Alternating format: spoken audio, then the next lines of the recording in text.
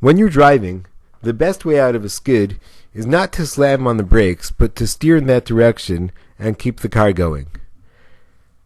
In the face of a disruption, the best thing to do is keep on teaching. It keeps the momentum going and is more likely to end the outburst than anything else. It can get loud during disruption. If you need, use a microphone. If you can't hear yourself think, bring prepared notes. Perhaps put them on the board, on a smart board, on a projector, so you can keep on going no matter what's going on. Like many of us, you probably prepared interactive questions to involve your students in the lecture. However, on this day, your students are not interested in being involved. What do? Answer your own questions. For example, can anybody tell me what color George Washington's white horse was? No response. As you might have guessed, George Washington's white horse was white. Now let's continue. They'll get the idea that the lesson is continuing with or without their participation, will lose their incentive to not participate, and would rather gain your favor by answering questions that they know.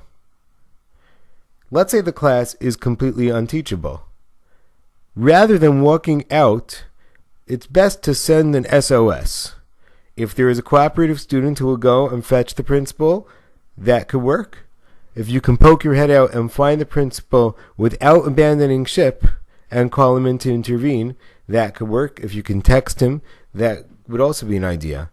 The idea is hold the fort. At the same time, don't be afraid or ashamed to enlist help.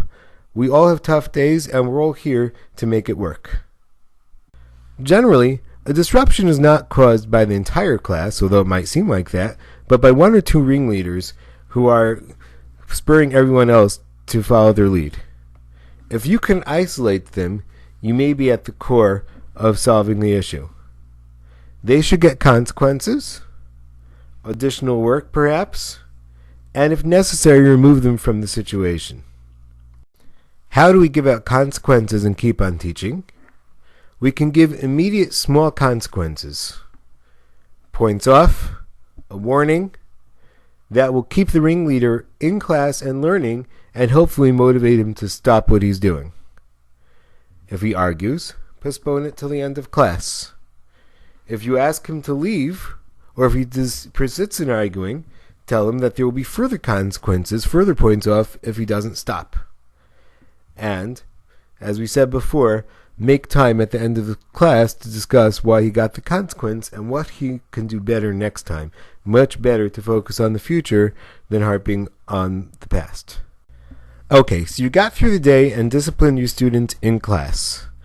He comes over to you at the end of the period and says, "Look, I'll be better tomorrow. I'm sorry for the way I acted. Please don't tell the principal about it." Wrong. The principal needs to know about this for a couple of reasons.